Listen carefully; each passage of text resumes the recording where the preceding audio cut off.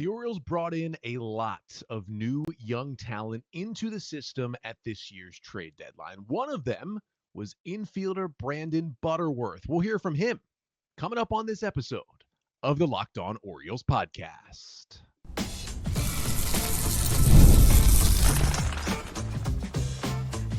You are Locked On Orioles, your daily Baltimore Orioles podcast. Part of the Locked On Podcast Network, your team every day. Hey there, Orioles fans. Today is Wednesday, November 26th, 2025, and welcome back into the Locked On Orioles podcast, part of the Locked On Podcast Network, your team every day. As always, I'm your host, Connor Newcomb. And coming up on today's episode, we have an Orioles minor leaguer joining the show, and that is Brandon Butterworth, the 23-year-old shortstop who the Orioles acquired as one of the 6 players that came over from the Padres in the trade for Ramon Laureano and Ryan O'Hearn at this year's trade deadline.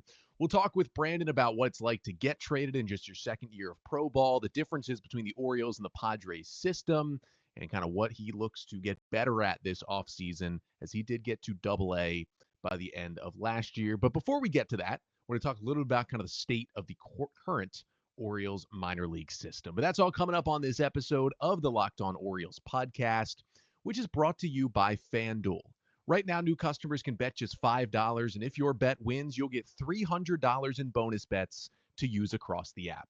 Just download the FanDuel app today. So before we get to our interview with Brandon Butterworth, I did just want to take kind of some stock of the Orioles system at this moment. I am recording this here on Monday, November 24th, just because of the holiday week here. Still gonna get you 5 episodes this week, but kind of banking some episodes. Hopefully you enjoyed the Ryan Mountcastle talk on Monday, the crossover talk more about the Taylor Ward, Grayson Rodriguez trade with the host of Locked On Angels. That was on Tuesday. We'll still even get you a Thanksgiving episode. If really big news breaks, I'll kind of jump in with an episode, but just banking some shows to make it easier on a holiday week, but you still have something to listen to maybe as you're traveling for the holiday season. But I wanted to take stock of the system because although the Orioles, all indications are they're going to spend some more money, maybe actually spend for some free agents this offseason, that doesn't take them out of the running to maybe trade for some big names or trade for a big-time pitcher. And to do that, you're going to have to use some of your minor league system. And the Orioles really did up the depth in that system in the middle of this season. Not only did they have a great draft with a lot of good players and a lot of good picks, they also received a bunch of prospects back when they essentially became sellers at the deadline. And they got 6 players back in that Padres deal that included Brandon Butterworth. So a system that was, starting to tail off a little bit, I think was reinvigorated with some talent. I mean, they added over 30 players to the system between the draft and the deadline in July. And I really just wanted to talk about kind of what I would say maybe the biggest strength and the biggest weakness of this system right now, at least in terms of what you can see. And if you've been listening to this podcast or watching this show for a while, you know that I'm in on the best I can what's going on in the minor league system, but I generally just pay more attention to what is happening in Double-A and Triple-A, because those are the guys who you can actually start to see coming together as what they'll be as a prospect, but more importantly, what they would be if they get to the major leagues and are starting to knock on the door of getting to the big leagues. If you're looking for players in the DSL and the FCL in Delmarva, in Frederick now instead of Aberdeen, as I always say, Orioles on the Verge, great minor league podcast to take stock of kind of every part of this system. But as you're looking more at the upper levels and you're thinking about who the Orioles could trade, especially guys who will have serious value to other teams, this is kind of the full look at this system right now. I would say the biggest strength in that area is the upper level starting pitching. And that is really the first time since Mike Elias took over in November of 2018 that we've been able to say this, that a strength for the Orioles is upper level minor league starting pitching. I mean, they've got 3 starters in the high minors who are in the top 9 of the current Fangraphs list of Orioles prospects, right? Trey Gibson, who got to AAA at the end of last year. Fangraphs has him as the number 54 overall prospect in baseball, put up some incredible numbers in Double-A, continued to pitch well when he got to AAA. Gibson has a legitimate shot to start for the Orioles in 2026. Like, this is a real prospect who was an undrafted free agent for the Orioles a couple of years ago. Then you have Nestor Herman, a former, 10th round pick, 11th round pick, who made it to AAA at the end of last season. He's in that top 10 at FanGraphs. And then you have Braxton Bragg, who unfortunately did get Tommy John surgery this year, so we're probably not going to see him for most of the 2026 season. Maybe he'll come back by the end. But he was tracking towards being the Orioles' #1 pitching prospect before he got that surgery. He was just dominating Double-A, was one of the best pitchers in Double-A in all of minor league baseball. And so when he comes back, as long as everything's okay and maybe to the level that it was previously, that's why he's still a top 10 prospect in this system. And maybe hopefully we'll see him by the end of 26. But also in the FanGraphs top 20, you've got Zach Fruit, who I think will be in AAA as a reliever at some point in 2026. You've got Luis De Leon, the left-hander, who Eric Longenhagen at FanGraphs did a prospect chat last week, and he was asked about a sleeper in the Orioles system, and he called De Leon a slam dunk future top 100 prospect. So maybe when the new top 100 list comes out in the spring, we should expect not just Gibson but also De Leon. And for the Orioles to have 2 top 100 pitchers, they had that for a little while with Grayson Rodriguez and DL Hall, but those were 2 first-round picks. To do it with an international signing and an undrafted free agent, that is a different level that the Orioles are at in terms of their pitching development right now.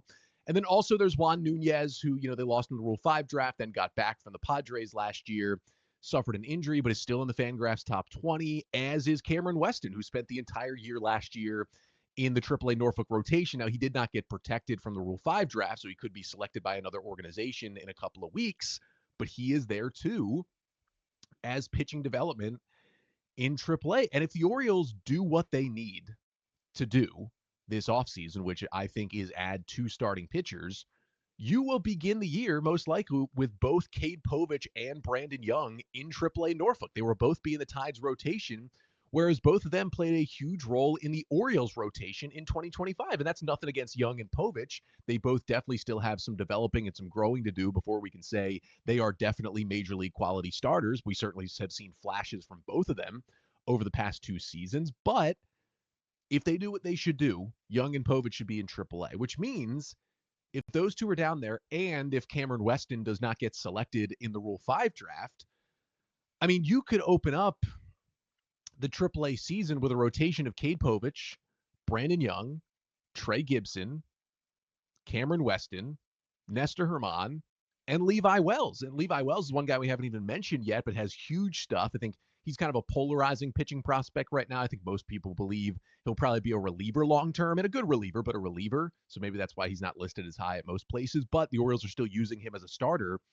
Those are 6 guys who, if you told me any of those 6 guys started a game for the 2026 Baltimore Orioles, it would not shock me because they all have the talent, and of course with Povich and Young already have the experience to be able to do that. And the Orioles really have not been able to say that in a long while. Yes, you had guys who did pitch in the big leagues, right?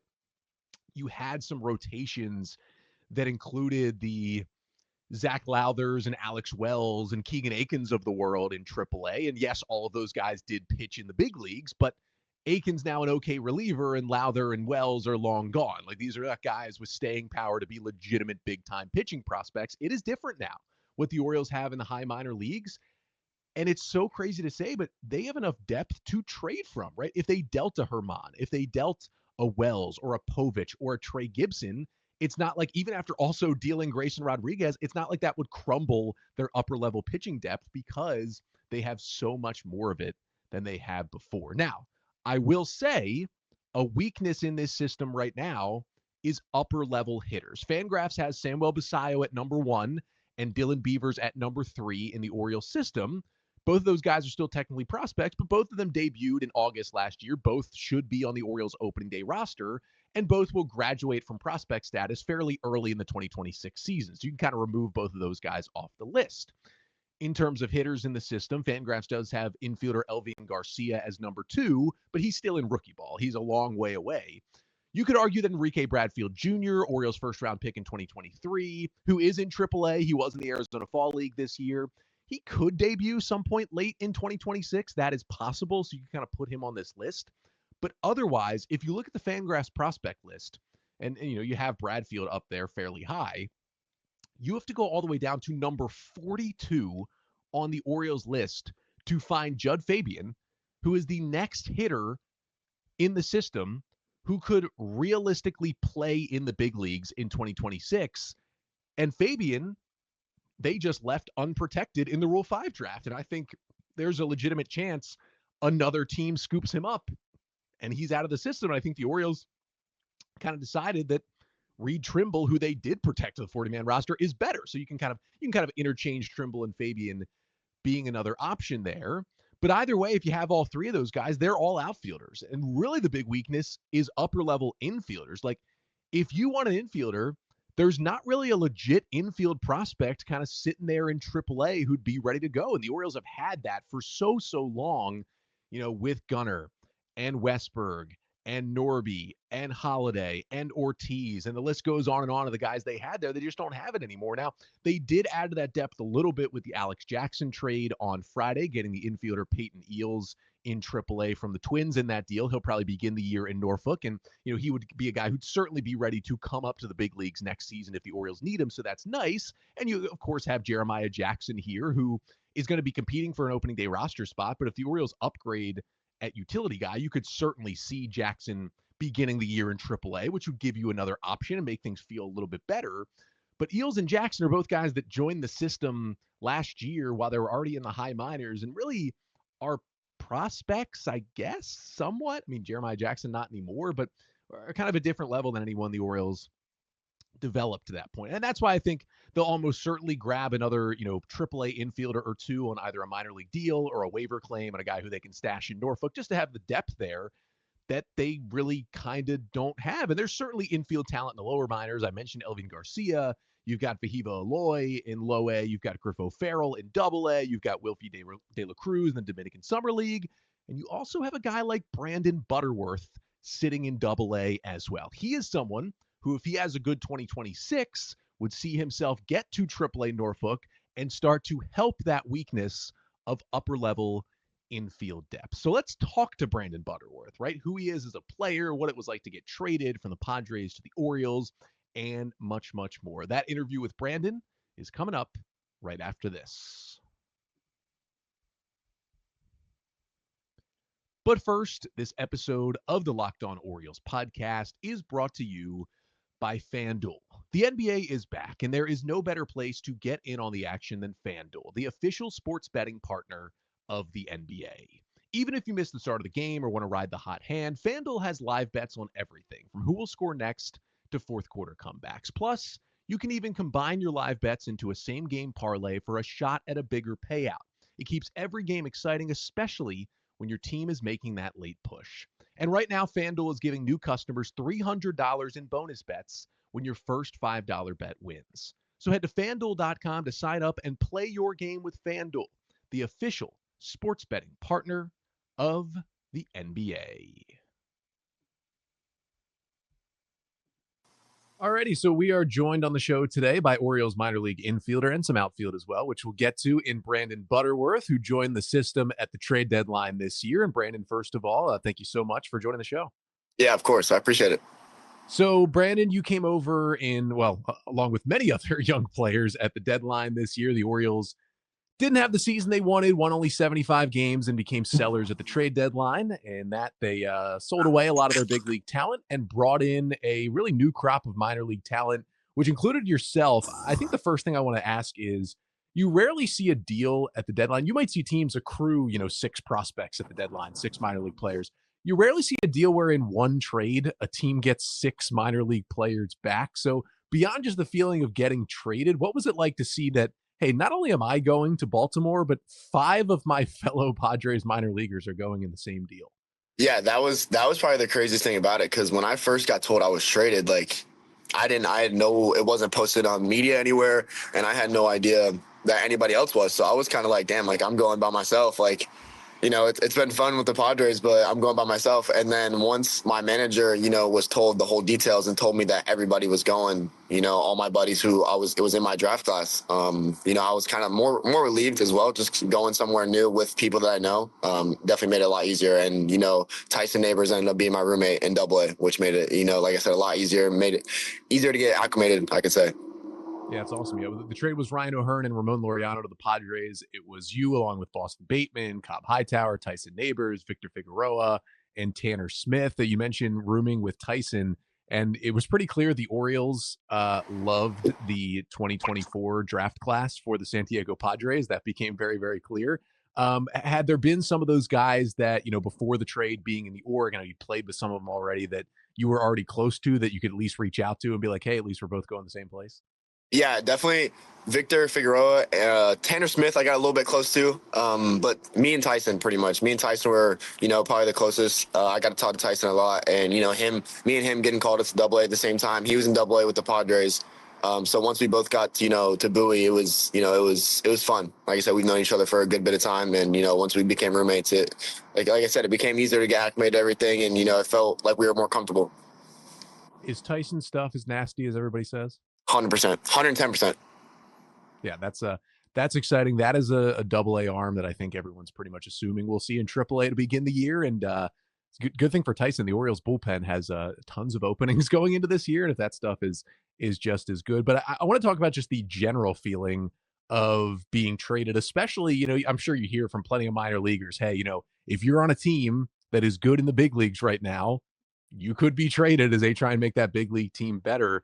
Yep. But for it to happen, a year after the draft, basically, you've probably started to settle into the system, but there's still so much that, you're probably looking forward to with San Diego. What does that hit like when you get that news? Is it something you're thinking about at all leading into the trade deadline? No, there's always going to be rumors about it, like on Twitter. There's going to be, fake trade proposals that people bring up and post. But, even if I was posting, I think I was posting, 2 or 3 of them, I didn't even believe for a second that was going to happen. That was so off my mind, especially the fact that it was during the season. We were still playing.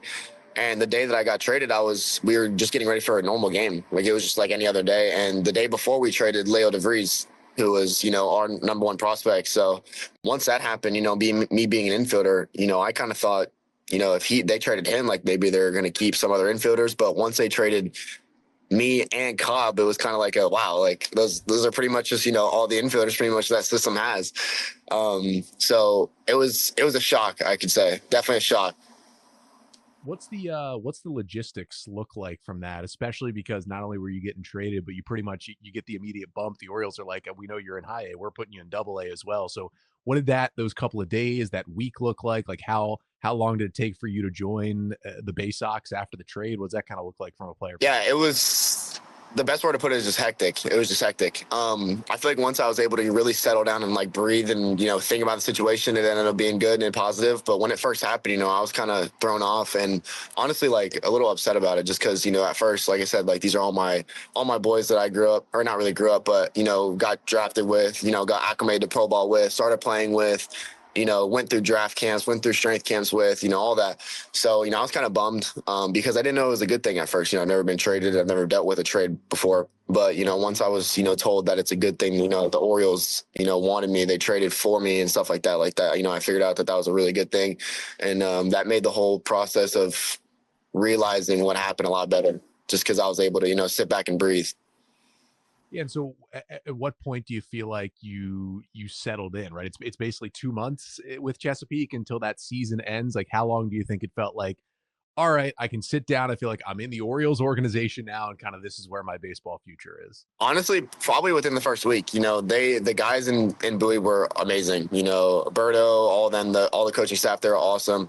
I got really, really comfortable really quickly there, which is awesome. All the players, I got really close with Enrique Bradfield and Doug Hodo. Those are kind of like my guys who, I kind of were our locker roommates with them. So, I kind of got to talk to them a lot, which, made that a lot easier. But I never had a situation where I felt, not like kind of uncomfortable. There was, as soon as I got there, I felt like I was, it was home, which is good.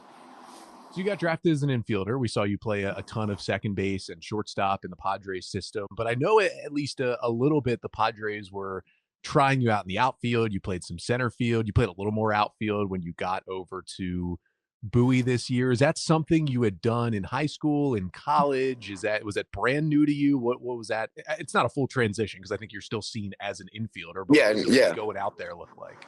No, 100%. It's actually funny. This conversation got brought up to me when I was in high A because I was having a really good month of July.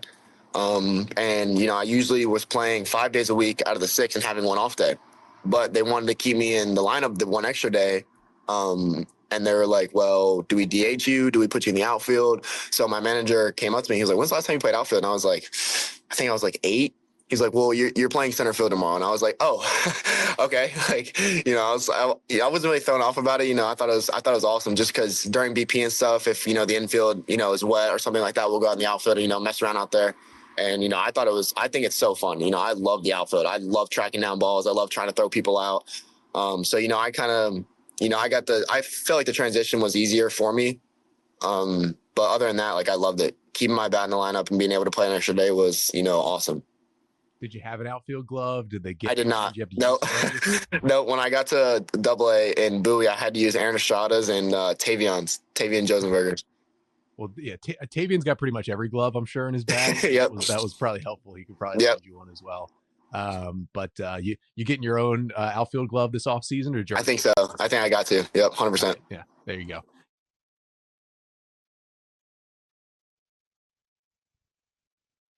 We know you as an infielder.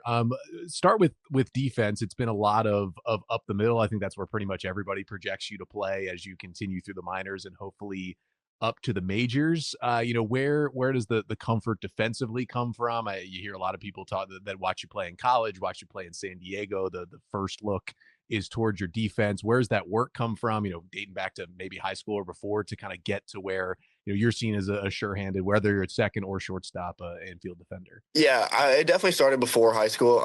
In middle school, I was very undersized growing up, unfortunately. But for me, that was a way to look positively towards defense because my bat was just lagged behind a little bit when I was younger. When we moved up to the full 350-foot fences, like it was a struggle for me to put the ball over the infield, honestly. So my biggest thing was if I could work on defense, that's something that will never leave my game, if that makes sense. You're always going to struggle offensively, with stuff like that. So with me and the coaches that I had, we worked on defense a lot when I was growing up. And especially with me being an infielder, I feel like it helped me a lot with, like I said, playing in the outfield as well. So I feel the biggest thing for me in my game is, I can be put anywhere, all 4 infield spots and all 3 outfield spots and, be very comfortable playing every single one of them. Is it something you'd be, maybe willing is not the right word, but if I told you, Brandon, in the next couple of years, you're going to debut in the big leagues and you're going to be penciled into left field in the starting lineup. It's probably not something you would have thought a couple of years ago, but would that be an okay debut for you? I think I would say yes before he even got the last word out of the sentence. I wouldn't mind. If he told me to go behind the dish and catch, I wouldn't mind. That's yeah. I mean, the Orioles just made a trade for Taylor Ward, who started as a catcher, and now he's out in left field. Who said there you go? Can't make the opposite transition. I do want to talk about because the Padres, and you can see by what happened at the deadline last year, they're able to trade away 6 good players, including yourself, in a deal with the Orioles, make other deals, and still have a lot of good players in that system because it seems like they're doing a lot of things right over there. And the Orioles, the same way, have kind of been built on this minor league system under Mike Elias that has allowed this team to get back to being competitive. So what did you see as similarities, differences? I'm sure the biggest difference for you coming over was jumping up to the AA level, but outside of just the level you're playing at, what did you see either similarities or differences between, either coaching or just how the system works between San Diego and Baltimore? The similarities, I'm going to say the similarities and differences both stem from, I feel, the coaching staffs and all that. The similarities is, of course, they all want the best for you guys. They're so supportive. They're more younger in age, which is something that I was thrown off with when I first got to pro ball because, at NC State, I had Elliot Avent, who's, he's almost 7 years old and he's coaching for a very long time. And, he's a very old school coach, Coach Hart, Bo Rob, they're all a little bit on the older side and, they teach baseball, how they've known it growing up in the 80s and 90s. So getting into pro ball, I kind of figured it was going to be the same, a little bit, but all my managers and coaches have been towards the younger side, towards my age almost, which for me, it felt like I helped build a relationship quicker because I was able to, connect with them a little bit better. So I feel like for that, they supported us. They wanted the best for us. But also in the differences with, the Orioles was the managerial side. Berto was absolutely awesome. He was, very engaged. He was out there hitting fungos with us. He was every single time that a player did something wrong or, correct, it was shown the next day on camera and talked about it, not in a bad way as in, this can't happen again. It was more on a teaching side, which I felt helped a lot because I feel the Orioles are very good with teaching and, hands-on coaching, which I feel like I need. So were there adjustments you made when working with? I mean, you kind of look at just the stat line. I think the biggest thing that jumps out is you up the walk rate. I mean, you cut the strikeouts way down, especially impressive, which is jumping up a level and cutting the strikeouts. You don't generally see that from a lot of guys, especially in their first jump to a level. Was there adjustments there, or was it just change of scenery, different pitchers facing different level? Yeah, it was definitely the adjustments made. We taught the Orioles are big on, swing decision. It's this thing called swing decision points, which is like an AI generated system that gives you plus and minus points for, good swing decisions. So they were big on that. My first couple of games, I think I was like minus 20, which now like it's bad, but they weren't paying attention. They weren't bringing it up to me because it was my first couple of games. But once they did, after about a week of me settling in, they brought it up to me and I was like, oh, wow. Like I didn't think they were that bad. So we talked about it a lot. We worked on it in the cage a lot, and it helped me. The best way I can say it is it helped me cut down my strikeouts a lot, but it helped me feel more comfortable in the box, not swinging at pitches that I needed to be swinging at. And for me, I never really worked on it in high A. I never really needed to. But once those pitchers got a lot better, they were, finding out my weaknesses and just going straight at that. There was no mistakes being made, nothing, especially in Double A. So I feel like that helped a lot. Yeah, Double A, you get to the point where, you could be facing a dude who's going to be in the big leagues next week. That's kind of the first time you do that. So what does that jump 100%. look like just for facing, not only you're doing the jump, you're changing organizations and doing the jump, you're making adjustments a little bit to your approach, and you're really starting to face Double A pitchers. Even there's sometimes in Double A, you'll face pitchers that are in their, late 20s, early 30s who are trying to like get themselves back to the big league. So I'm sure it's a very different group of pitchers you're facing in Double A. Yeah, 100%. I think in high A, the only time we faced a big leaguer was Chase Burns. We faced Chase Burns in the Dayton Dragons, and he's in the big leagues now. But in Double A, I felt like every other arm that we saw was either he's been in the big leagues or he's rehabbing in the big leagues, and it's like those guys are. You could tell the difference. You can legitimately tell the difference of how they go about their business, how they work, how they execute things, and it's there's, like I said, there's no mistakes.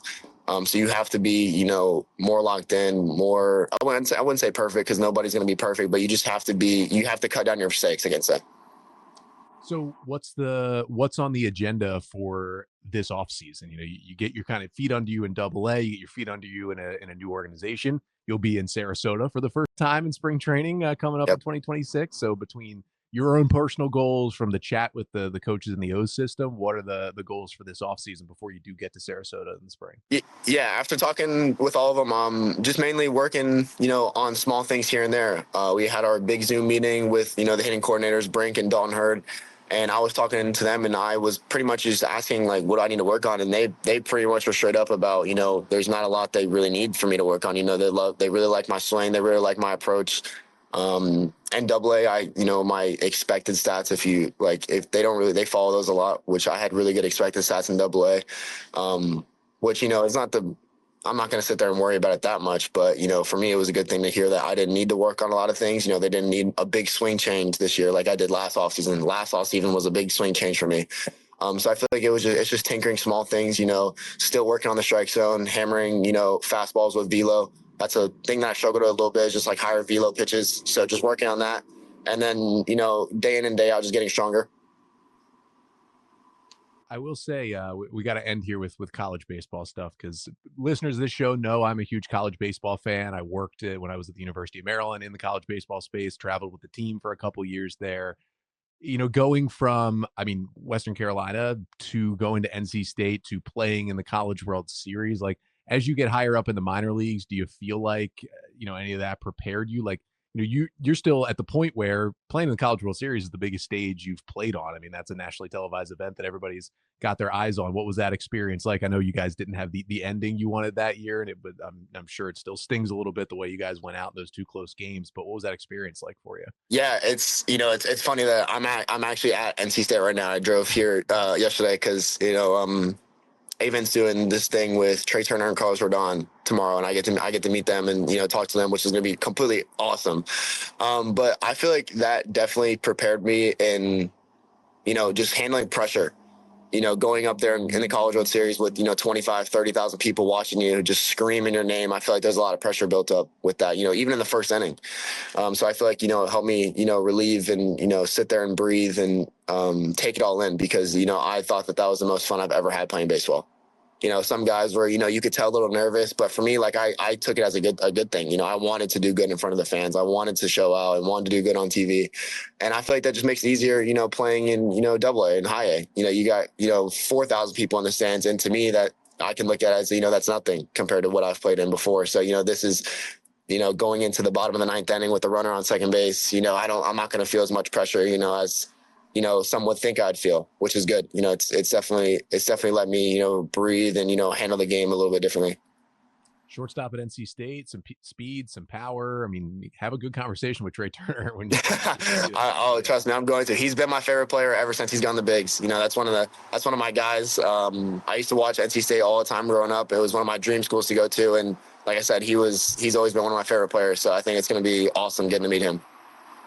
Well, Brandon, thank you so much for joining us. It was great to chat with you. Good luck with Carlos Rodon and Trey Turner. And I mean, if the big league call comes sooner for you, I mean, Rodon's in this division. You might get to face him here in a couple of years. So yep.